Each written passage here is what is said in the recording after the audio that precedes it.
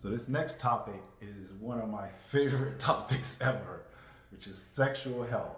And remember I was talking about attractor magnets and establishing attractor magnets? Well, this relates to that. So what is sexual health? Sexual health by definition is a state of physical, emotional, and mental and social well-being in relation to sexuality. It's not just the absence of disease or dysfunction, but also the ability to enjoy a fulfilling, safe sexual life. Now, that's what I'm talking about. This includes understanding and respecting sexual rights, assessing information and care, preventing unintended pregnancies and sexual transmitted diseases, and experiencing sexual pleasure, which is what I'm all about. So, key aspects of sexual health. You have physical well-being, emotional well-being, mental well-being, and social well-being. So what are all these things? Physical well-being first includes proper functioning of your sexual and reproductive systems, okay?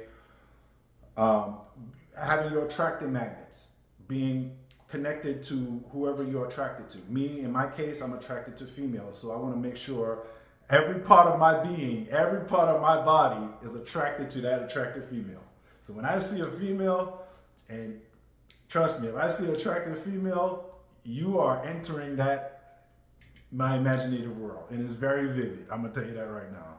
A lot of things are happening in that vivid imagination. Emotional well-being, being able to experience a range of emotions related to sexuality, intimacy, pleasure, and desire. Man, those are four of my favorite words. Those are the things that I want to experience with a woman. Every time I'm with a woman, that's what I want to experience. I want that. I want intimacy, pleasure, desire, and a great sexual experience, man. I'm telling you. Mental well-being, having a positive and informed attitude towards sexuality, free from shame, guilt, and stigma. There is no person that experiencing sexuality should feel shame, guilt, or any stigma towards it. Because guess what? Having sex is a human behavior. That's a human behavior. That's how we were here. That's how we were brought into this world, by sex. So it should not be something that we should be ashamed of. It should not be something that we should not be talked about. Okay? That's a normal behavior. Social well-being.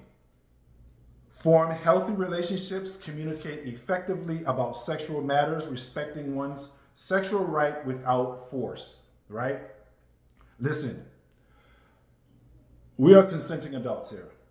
There's no reason why, I live in Palm Beach County, there's no reason why you have to call, or I even have to call Palm Beach County Sheriff's Office to come drive 25 minutes all the way to a residence, my residence or your residence, to dispute, just to handle a dispute where two consenting adults can handle themselves. There's no reason for that, okay? Because that's gonna piss me off, and I'm pretty sure it's gonna piss you off. There's no reason for that. And I'm pretty sure it's gonna piss them off, because it's wasting time. We are consenting adults. We should be able to handle our own social well-being ourselves, like two mature adults. That's why I'm very specific about the women that I choose when it comes down to age. I said 28, but I said I will go down to 25, and it's all based off maturity level. This is really important to me, because I'm telling you, I only deal with mature women. That's it. And your maturity level, it has to be there. And I know women usually at 28 and older, they got the maturity level. They are there. They kind of know what they want. It's pretty there. 25, they usually get it. Some of them get it. Some of them get it, and some of them you don't. But like I said, maturity level is like a big deal to me. Okay. And then we're going to talk about important components of sexual health. You have sexual reproduction anatomy, sexual pleasure, intimacy, reproduction, preventing and treating STIs, and consent to boundaries and communication.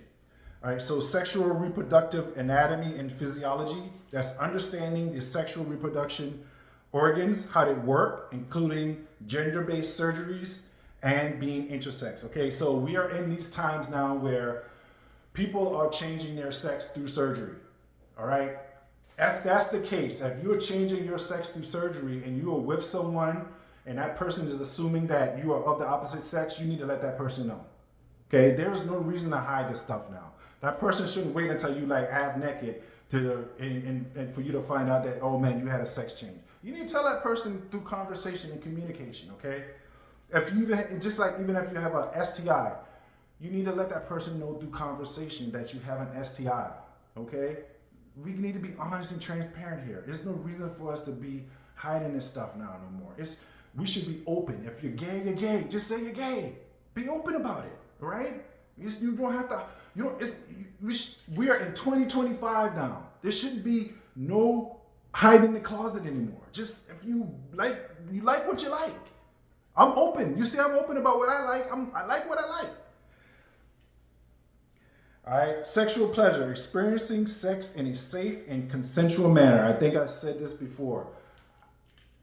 I only deal with mature women who are consenting to sex, and we're gonna have fun. But we ain't got no reason to be calling Palm Beach County Sheriff Office. And I'm pretty sure they don't want to hear from us either. We should be able to handle our own problems that we created on ourselves. Okay? And that means if we need to have time away from each other, then that's fine. But there's no reason for us to be calling no sheriff's office to handle personal matters that we can deal with our own selves. Intimacy. Form close relationships with others, which can evolve into physical intimacy, but mature, emotional, and social connection. Okay? Yes, this is very important, but I can't deal with crazy, all right? Meaning, I don't need nobody driving up to my house, passing by my house, 3 o'clock, 4 o'clock in the morning, right? Calling my phone, doing all that crazy crap, all right? I don't. I need my peace. If you know me, you've been watching me for a while, you know I like my peace of mind. I need my peace of mind. I don't need all the craziness. I need maturity, right? I need us to communicate effectively, right? And I need us to get along, right? Yes, sex brings a lot of emotion, but we need to control our emotions, okay? We can do this. Self-control. Yes, your leg's gonna turn to jelly, but you can still control yourself. Trust me. All we gotta do is communicate. Reproduction, family planning options, and reproductive health. Some of you guys are gonna be planning families. I mean, make sure you're communicating that. Preventing and treating STIs, like I said, the best way to prevent it, again, communicate. Let somebody know. If you got an STI, man, let them know before you lay down with them, man. Just be honest with them. Tell them, like, look, I'm dealing with this STI. It's not a good idea for me to sleep with you right now. You know, just tell them. Trust me, they'll respect that. Consent and boundaries. Understanding and respecting the boundaries of oneself and others in sexual interactions, all right?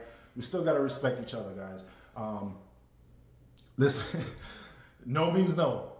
And, you know, as hard as it may seem, if she tells me no, I have to be able to walk away. I have to say, okay, hopefully another day, all right? And same things apply. If I say no, you have to be able to walk away, right? And this is what we have to respect each other, right?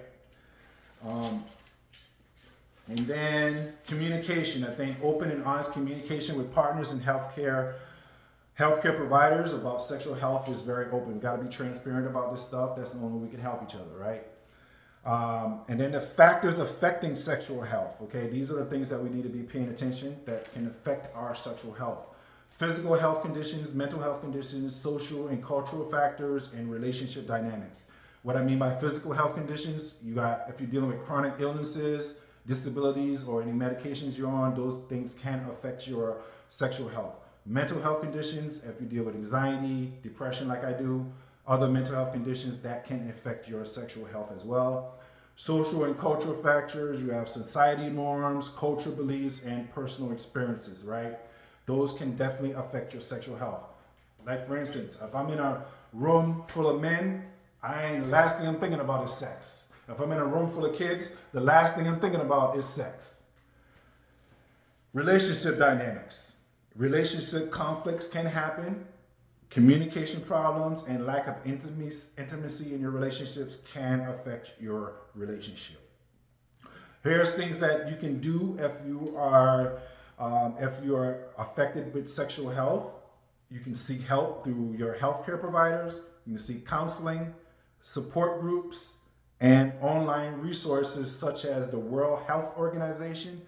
So the World Health Organization should be fully intact and running. And you have the American Sexual Health Association. Again, there's other helps and resources that are out there, folks. So sexual health, again, this is something that is a great subject to have and something to learn about. Make sex a great experience and a great pleasure. Makes it pleasurable and make it fun. It's supposed to be fun. It's not supposed to be something that we hate, something that we should feel forced upon. It's something that 2 parties or 3 parties, 4 parties all agree upon.